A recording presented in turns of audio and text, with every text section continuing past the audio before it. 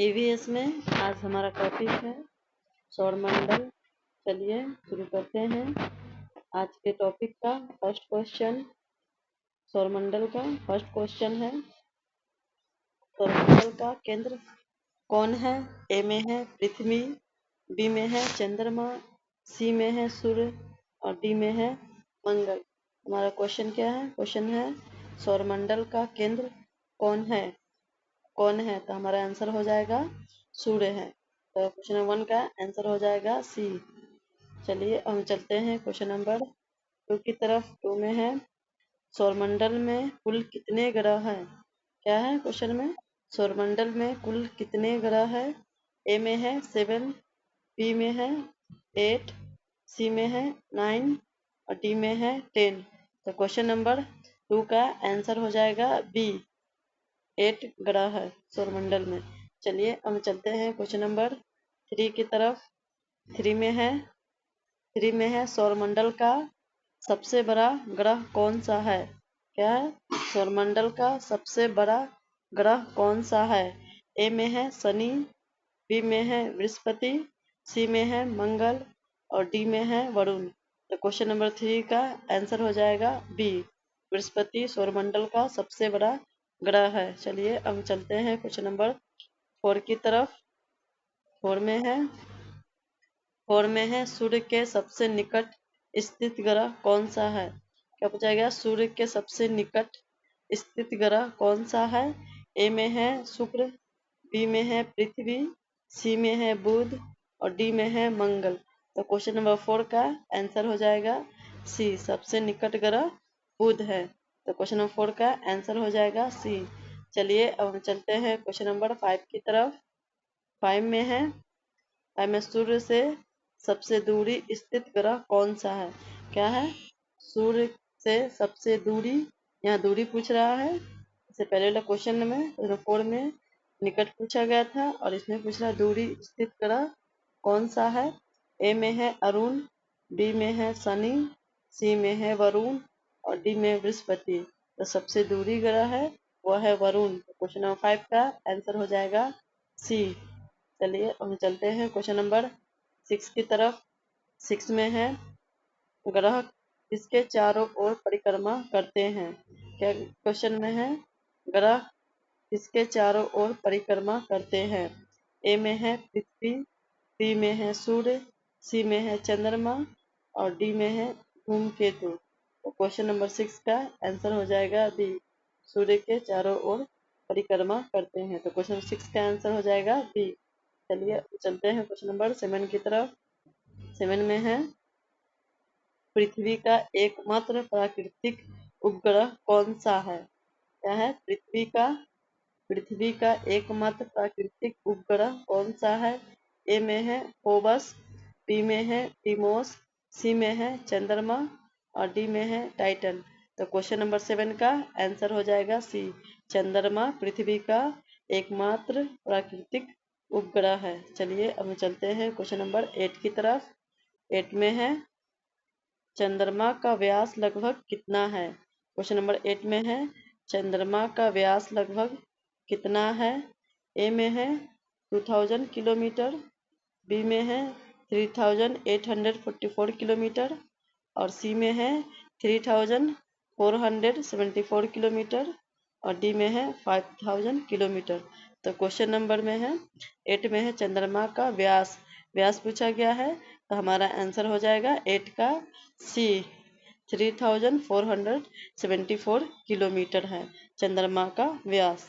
चलिए अब हम चलते हैं क्वेश्चन नंबर 9 की तरफ। 9 में है चंद्रमा पृथ्वी की परिक्रमा लगभग कितने दिनों में करता है? क्या है क्वेश्चन नंबर 9 में? चंद्रमा पृथ्वी की परिक्रमा लगभग कितने दिनों में करता है? ए में है 27 1/3 दिन, बी में है 30 दिन और सी में है 15 दिन और डी में है 365 दिन। तो क्वेश्चन नंबर 9 का आंसर हो जाएगा ए, 27 1/3 दिन। तो क्वेश्चन नंबर 9 का आंसर हो जाएगा ए।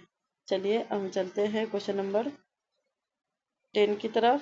10 में है पृथ्वी को किस नाम से जाना जाता है। क्या पूछा गया है, पृथ्वी को और किस नाम से जाना जाता है। ए में है लाल ग्रह, बी में है नीला ग्रह, सी में है पीला ग्रह और डी में है गैसीय ग्रह। तो क्वेश्चन नंबर 10 का आंसर हो जाएगा बी, पृथ्वी को नीला ग्रह कहा जाता है। तो क्वेश्चन नंबर 10 का आंसर हो जाएगा बी। चलिए अब हम चलते हैं क्वेश्चन नंबर 11 की तरफ। 11 में है पृथ्वी का आकार कैसा है। क्या पूछा गया है, पृथ्वी का आकार कैसा है। ए में है पूर्ण गोलाकार है, बी में है चपटा है और सी में है जियोइड है और डी में है बेलनाकार है। तो क्वेश्चन नंबर 11 का पूछा गया है पृथ्वी का आकार कैसा है। तो पृथ्वी का आकार जियोइड है। तो क्वेश्चन नंबर 11 का आंसर हो जाएगा सी, पृथ्वी का आकार उभरा हुआ है और एक तरफ चिपटा है, इसलिए दोनों को मिला के जियोइड बुलाया जाता है। तो क्वेश्चन नंबर 11 का आंसर हो जाएगा सी, पृथ्वी का आकार जियोइड है। क्वेश्चन 11 का आंसर होगा सी। चलिए अब हम चलते हैं क्वेश्चन नंबर 12 की तरफ। 12 में है पृथ्वी अपनी धुरी पर एक चक्कर लगभग कितने समय में पूरा करता है। क्या है क्वेश्चन में, 12 के क्वेश्चन में पृथ्वी अपने धुरी पर एक चक्कर लगभग कितने समय में पूरा करती है।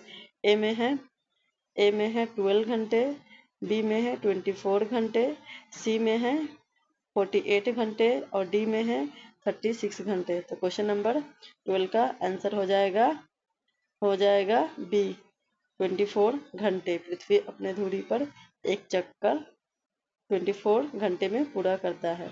चलिए अब चलते हैं क्वेश्चन नंबर 13 की तरफ। 13 में है पृथ्वी सूर्य की परिक्रमा लगभग कितने दिनों में करती है। क्या है, पृथ्वी सूर्य की परिक्रमा लगभग कितने दिनों में करता है।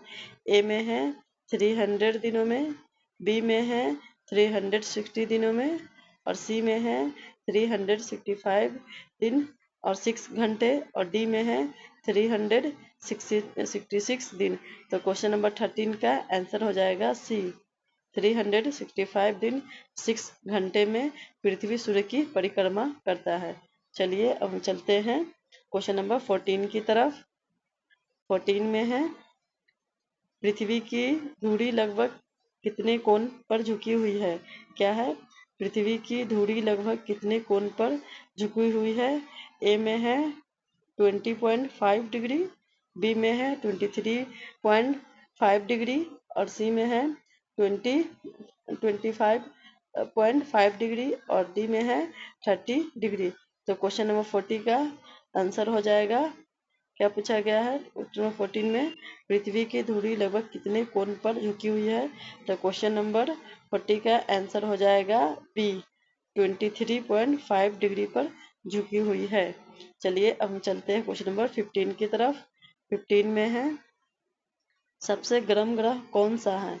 क्या पूछा गया है, सबसे गर्म ग्रह कौन सा है। ए में है बुध, बी में है मंगल और सी में है शुक्र, सी में है शुक्र और डी में है बृहस्पतिवार। क्या है, डी में है बृहस्पति। तो क्वेश्चन में क्या पूछा गया है सबसे गर्म ग्रह कौन सा है। क्या पूछा गया है, सबसे गर्म ग्रह। तो क्वेश्चन नंबर हमारा 15 का आंसर हो जाएगा सी, शुक्र है सबसे गर्म ग्रह। तो क्वेश्चन नंबर 15 का आंसर होगा सी। चलिए अब हम चलते हैं क्वेश्चन नंबर 16 की तरफ। 16 में है शुक्र को और किस नाम से जाना जाता है। क्या पूछा गया है, शुक्र को और किस नाम से जाना जाता है। तो ए में है लाल ग्रह, बी में है सुबह व शाम का तारा, सी में है नीला ग्रह और डी में वलय वाला ग्रह। तो क्वेश्चन नंबर 16 के ए में है लाल ग्रह तो मंगल ग्रह को कहा जाता है और नीला ग्रह तो पृथ्वी को कहा जाता है। तो क्वेश्चन नंबर 16 का आंसर हो जाएगा बी, सुबह एवं शाम का तारा शुक्र को कहा जाता है। चलिए हम चलते हैं क्वेश्चन नंबर 17 की तरफ। 17 में है लाल ग्रह किसे कहा जाता है। 17 के क्वेश्चन क्या है, लाल ग्रह किसे कहा जाता है।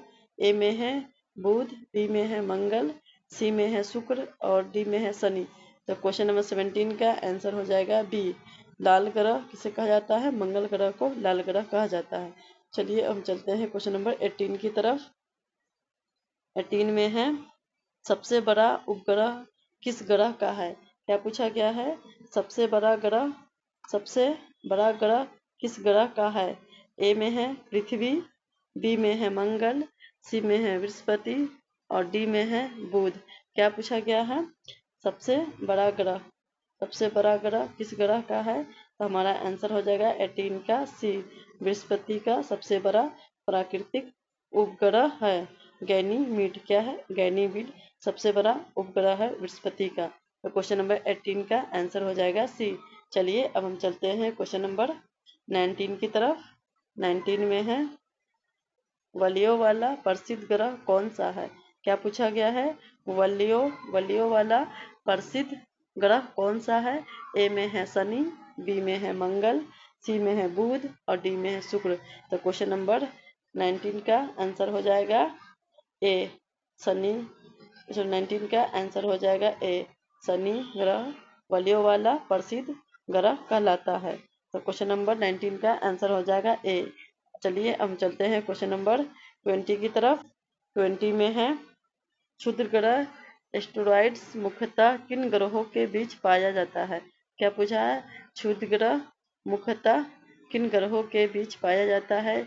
ए में है पृथ्वी और मंगल और बी में है मंगल और बृहस्पति और सी में है शुक्र और पृथ्वी और डी में है शनि और अरुण। तो क्वेश्चन नंबर 20 का आंसर हो जाएगा बी, मंगल और बृहस्पति के बीच है। क्या है? क्षुद्र ग्रह है, एस्टेरॉइड्स है। क्या है? एस्टेरॉइड कहाँ है? मंगल और बृहस्पति के बीच। तो क्वेश्चन नंबर 20 का आंसर हो जाएगा बी। चलिए अब हम चलते हैं क्वेश्चन नंबर 21 की तरफ। 21 में है उल्का मेटेरॉइड क्या है? ए में है ग्रह है, बी में है तारा है, सी में है वायुमंडल में जलता उल्का पिंड है और डी में है उपग्रह है। तो क्वेश्चन नंबर 18 में है उल्का मेटेरॉइड क्या है? तो वो है, उसका आंसर हो जाएगा सी। 21 का आंसर वायुमंडल में जलता हुआ उल्का पिंड है जिसको उल्का कहा जाता है। तो क्वेश्चन नंबर 21 का आंसर हो जाएगा सी। चलिए अब हम चलते हैं क्वेश्चन नंबर 22 की तरफ। 22 में है धूमकेतु मुख्यतः किससे बने होते हैं? क्या पूछा गया है? धूमकेतु मुख्यतः किससे बने होते हैं? ए में है लोहे से, बी में है बर्फ, धूल और गैस से और सी में है पानी से और डी में है चट्टानों से। क्या पूछा गया है? 22 में धूमकेतु मुख्यतः किससे बने होते हैं? तो बने होते धूमकेतु बर्फ से, धूल से और गैस से। तो क्वेश्चन नंबर 22 का आंसर हो जाएगा बी, बर्फ, धूल और गैस से बने होते हैं धूमकेतु। तो चलिए हम चलते हैं क्वेश्चन नंबर 23 की तरफ। 23 में है काइपर बेल्ट कहाँ स्थित है? क्या पूछा गया है? काइपर बेल्ट कहाँ स्थित है? ए में है बुध के पास, बी में है पृथ्वी के पास और सी में है वरुण ग्रह के पार और डी में है सूर्य के अंदर। तो क्वेश्चन नंबर 23 का आंसर हो जाएगा सी, वरुण ग्रह के पार काइपर बेल्ट वहाँ स्थित है। कहाँ स्थित है? वरुण ग्रह के पार। तब चलिए क्वेश्चन नंबर 23 का आंसर हो जाएगा सी। चलिए अब हम चलते हैं क्वेश्चन नंबर 24 की तरफ। 24 में है चंद्रमा का अपना प्रकाश होता है। ए में है हाँ, बी में है नहीं, सी में है कभी नहीं, डी में है केवल पूर्णिमा पर। तो क्वेश्चन नंबर 24 का आंसर हो जाएगा बी, नहीं, चंद्रमा का अपना प्रकाश नहीं होता है। क्या है? चंद्रमा का अपना प्रकाश नहीं होता है, वो सूर्य के प्रकाश को परावर्तित करता है। चलिए हम चलते हैं क्वेश्चन नंबर 25 की तरफ। 25 में है सूर्य में ऊर्जा का स्रोत क्या है? सूर्य में ऊर्जा का स्रोत क्या है? ए में है कोयला, बी में है नाभिकीय संयंत्र, सी में है पेट्रोलियम और डी में है बिजली। तो क्वेश्चन नंबर 25 में क्या है? सूर्य में ऊर्जा का स्रोत क्या है? तो ऊर्जा का स्रोत नाभिकीय संयंत्र है। नाभिकीय संयंत्र है। तो क्वेश्चन नंबर 25 का आंसर हो जाएगा बी, सूर्य में ऊर्जा का स्रोत क्या है? नाभिकीय संलयन है। तो क्वेश्चन नंबर 25 का आंसर हो जाएगा बी। चलिए अब हम चलते हैं क्वेश्चन नंबर 26 की तरफ। 26 में है, सूर्य का प्रकाश पृथ्वी तक पहुंचने में लगभग कितना समय लेता है। क्या है 26 में, सूर्य का प्रकाश पृथ्वी तक पहुंचने में लगभग कितना समय लेता है। तो ए में है 5 मिनट, बी में है 8 मिनट 20 सेकेंड, और सी में है 10 मिनट, और डी में है 12 मिनट। तो क्वेश्चन नंबर 26 का आंसर हो जाएगा B, 8 minute 20 second, 1 minute 20 second, 1 minute 20 second हो जाएगा आंसर इसका 26 का। चलिए अब हम चलते हैं क्वेश्चन नंबर 27 की तरफ। 27 में है, बुध सूर्य की परिक्रमा लगभग कितने दिनों में करता है। क्या क्वेश्चन पूछा गया है, बुध सूर्य की परिक्रमा लगभग कितने दिनों में करता है। ए में है 88 दिन, बी में है 100 दिन, सी में है 180 दिन, और डी में है 365 दिन। तो क्वेश्चन नंबर 27 का आंसर हो जाएगा ए, 88 दिनों में बुध सूर्य की परिक्रमा बुध सूर्य की परिक्रमा करता है। कितने दिनों में 88 दिनों में। चलिए अब चलते हैं क्वेश्चन नंबर 28 की तरफ। 28 में है, ग्रहों की कक्षा का आकार सामान्यतः कैसा होता है। क्या पूछा गया, ग्रहों की कक्षा का आकार सामान्यतः कैसा होता है। ए में है वर्गाकार, बी में है त्रिभुजाकार, सी में है दीर्घवृत्ताकार, और डी में है आयताकार। क्वेश्चन क्या पूछा है, ग्रहों की कक्षा का आकार सामान्यतः कैसा होता है। तो होता है दीर्घवृत्ताकार। तो क्वेश्चन नंबर 28 का आंसर हो जाएगा सी, ऐसा होता है दीर्घवृत्ताकार होता है। चलिए अब चलते हैं क्वेश्चन नंबर 29 की तरफ। 29 में है, ग्रह अपनी धुरी पर घूमने की गति को क्या कहता है। क्या है क्वेश्चन नंबर 29 में है, ग्रह अपनी धुरी पर घूमने की गति को क्या कहते हैं। ए में है परिक्रमण, बी में है घूर्णन, और सी में है अपसौर, और डी में है उपसौर। तो क्या है क्वेश्चन नंबर 29 में है ग्रह अपनी धुरी पर घूमने की गति को क्या कहते हैं। तो कहते हैं घूर्णन। तो क्वेश्चन नंबर 29 का आंसर हो जाएगा क्या, घूर्णन, जो कहते हैं रोटेशन। क्या कहते हैं, रोटेशन। तो घूर्णन कहते हैं। 29 का आंसर हो जाएगा बी। चलिए अब चलते हैं क्वेश्चन नंबर 30 की तरफ। 30 में क्या है, 30 में है, सूर्य के चारों ओर घूमने की गति को क्या कहते हैं। ए में है घूर्णन, बी में है परिक्रमण, सी में है कंपन, और डी में है दोलन। तो क्वेश्चन नंबर 30 में क्या है, 30 में है, सूर्य के चारों ओर घूमने की गति को क्या कहते हैं। तो कहते हैं परिक्रमण। क्या कहते हैं, परिक्रमण, रिवोल्यूशन। क्या कहते हैं, परिक्रमण। तो क्वेश्चन 30 का आंसर हो जाएगा बी, रिवोल्यूशन मतलब परिक्रमण। चलिए इस तरह हम लोगों ने 30 क्वेश्चन को सॉल्व किया है। सारे के नीचे आंसर दिया गया है, आप लोग आंसर को देख के मिला सकते हैं, और मिला के कमेंट करके हम बताइए आपका 30 में से कितना सही हुआ है। अगर हमारे चैनल को सब्सक्राइब नहीं किए हैं तो चैनल को सब्सक्राइब कर लीजिए, और वीडियो को लाइक कीजिए। फिर हम मिलते हैं नेक्स्ट क्लास में नेक्स्ट टॉपिक के साथ।